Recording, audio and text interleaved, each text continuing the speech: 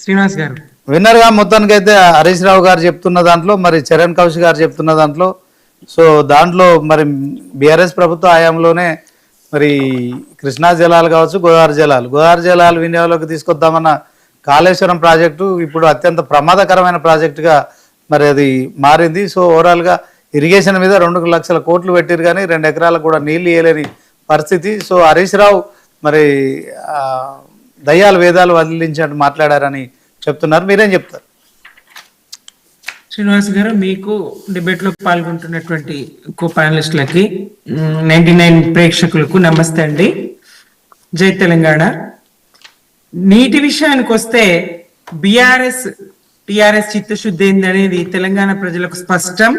తెలంగాణలో పెరిగినటువంటి వ్యవసాయం 2,20,00,000 ఎకరాల మాగాణిగా తెలంగాణను సృష్టించినటువంటి తీరు స్పష్టమవుతుంది. మొదటి ప్రాధాన్యతగా వ్యవసాయాన్ని తీసుకొని దానికి మొట్టమొదట చెరువుల పూడికతీతతో తర్వాత మరి ప్రాజెక్టుల నిర్మాణము, చెక్ డ్యాంల నిర్మాణం ఇవన్నీ చేపట్టి 24 గంటల ఉచిత విద్యుత్ ఇచ్చి వ్యవసాయ రంగాన్ని స్థిరీకరించినటువంటి కేసీఆర్ గారు రైతుకు పెట్టుబడి సహాయం అందించి అలాగే సమయానికి ఎరువులు విత్తనాలు ఇచ్చి వ్యవసాయ రంగాన్ని స్థిరీకరించాలనుకున్నారు.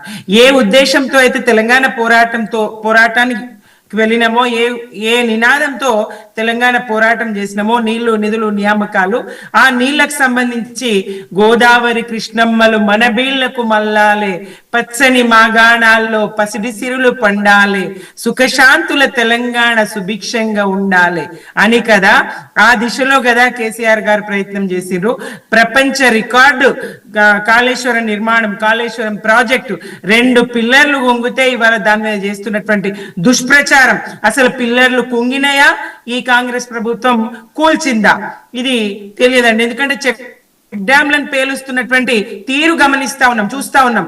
అక్కడ పేలినటువంటి చెక్ డ్యాంలు ఏవైతే ఉన్నాయో, కూలినటువంటి చెక్ డ్యాంలు ఏవైతే ఉన్నాయో, కొన్ని మీటర్ల దూరము ఆ చేపలు పడి ఉన్నాయి. ఆ శిథిలాలు, ఆ రాతి బిచ్చులు, ఆ ఇసుక కొన్ని మీటర్ల దూరము చెల్లాచెదరై పడి ఉన్నది. ఒకవేళ కుంగితే కూలితే అక్కడికక్కడే అవుతుంది, పేలితేనే అట్లాంటిది జరుగుతుంది. నీటిపారుదల రంగ నిపుణులు వచ్చి చెక్ డ్యాములు పేల్చేస్తున్నారని స్పష్టంగా చెప్పిండ్రండి. ఇట్లాంటి పరిస్థితి కాంగ్రెస్ది. ఇవాళ హరీష్ రావు గారు స్పష్టంగా చెప్పిండ్రు, ఎస్ నీళ్ల విషయంలో తెలంగాణకు ఏదైతే అన్యాయం జరుగుతుందో అది శాశ్వతంగా ఉంటది. కాబట్టే మా పోరాటం తప్పకుండా మేము ప్రశ్నిస్తాం. మీరు అసెంబ్లీలో ఏం చర్చ చేస్తుండండి, అసెంబ్లీకి రండి అంటారు. హరీష్ రావు గారు చాలా అనుభవజ్ఞులు, నీటిపారుదల శాఖ మంత్రిగా పనిచేసిండ్రు. ఆయన మాట్లాడితే ఇన్ని పర్యాయాలు అటు ఉద్యమంలో ఉండి ఇటు ప్రజాప్రతినిధిగా ఎన్నికైనటువంటి హరీష్ రావు గారిని ఈ పిల్లలు మాట్లాడితే ఏం మాట్లాడతామని చెప్పేసి మరి ఆ కోమటిరెడ్డి రాజగోపాల్ వెంకటరెడ్డి గారు అంటారు. అలాగే అసెంబ్లీలో రైతు భరోసా గురించి చర్చ చేస్తామని చెప్పేసి, విధి విధానాలు ఖరారు చేస్తామని చెప్పేసి ఏం చర్చ చేసిందో మీకు గుర్తుండే ఉంటదండి శ్రీనివాస్ గారు. ఆ సినిమా తొక్కిసలాటకు సంబంధించి, ఆ హీరోకి సంబంధించి చర్చ చేస్తారు. చివరికైతే ఏదైతే రైతు భరోసా మీద చర్చ చేస్తామని చెప్పిండ్రో ఆ రైతు భరోసా ఎగవేసిండ్రండి ఆ సందర్భంగా. ఇప్పుడు కూడా ఈ కాలానికి సంక్రాంతికి ఇస్తామన్నారు రైతు భరోసా, శివరాత్రి కూడా రాబోతున్నది, ఇచ్చే పరిస్థితి కనిపిస్తలేదు. ఏ రకంగా చూసినా పాలన పడకేసింది.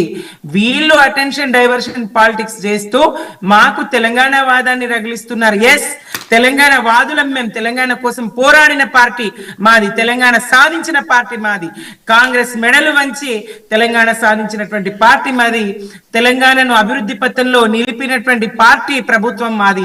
తప్పకుండా తెలంగాణకు నీటి హక్కులకు మరి మీరు అన్యాయం చేసినప్పుడు, నీటి హక్కులను దారాదత్తం చేస్తున్నప్పుడు, గురుదక్షిణ మీరు చెల్లించుకుంటున్నాం అనుకున్నప్పుడు తప్పకుండా మేము ఉంటామండి, పోరాడతాం. ఆదిత్యనాథ్ దాస్ గారిని మరి నిజంగా దొంగ చేతికి తాళం చేతులు ఇచ్చినట్టు కాదా? ఈ పరిస్థితి తెలంగాణ సమాజానికి చెప్పాల్సిన అవసరం మాకు లేదా? మీరు చెప్పేదేంటి, చేసేదేంటి? వెళ్ళం అంటూనే వెళ్తారు. వెళ్ళిన తర్వాత మీరు ఏం చేస్తా ఉన్నారు, మేము రామని లేఖలు రాస్తారు, వెళ్తారు, ఒప్పుకుంటారు, అసలు ఎజెండాలోనే అంశం లేదని చెప్తారు. ఒక్క మాట కన్నా పొంతన ఉన్నదా? వీళ్ళు వేసిన రిట్ చెల్లకుండా వేస్తారు, ఏమవుతుంది కాంగ్రెస్ తోని?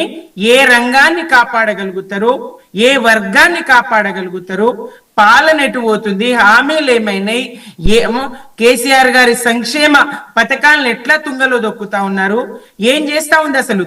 25-26 నెలలు కావస్తా ఉన్నది కాంగ్రెస్, ఇంతవరకు ఎలా ఏం అందించగలిగింది ప్రజలకు?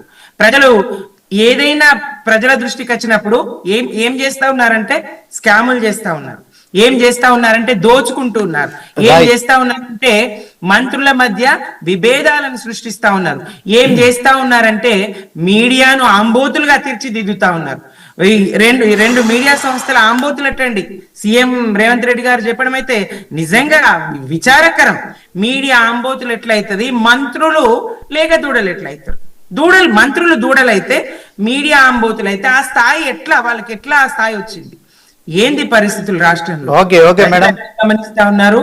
మీకు బురద జల్లిన అంటిన ప్రతిసారి మీకు ఏదైతే మసి నైని బొగ్గులు గన్ల వ్యవహారం కానీ మరొకటి కానీ అంటినప్పుడు అది అటెన్షన్ డైవర్షన్ పాలిటిక్స్ లో భాగంగా ప్రతిసారి ఏదో ఒకటి బిఆర్ఎస్ మీద నెపం నింద మోపే ప్రయత్నం చేస్తారు తప్ప పాలన చెయ్యాలి, ప్రజలకు మంచి చెయ్యాలనేటువంటి చిత్తశుద్ధి సోయి ఈ ప్రభుత్వానికి లేదండి కాంగ్రెస్.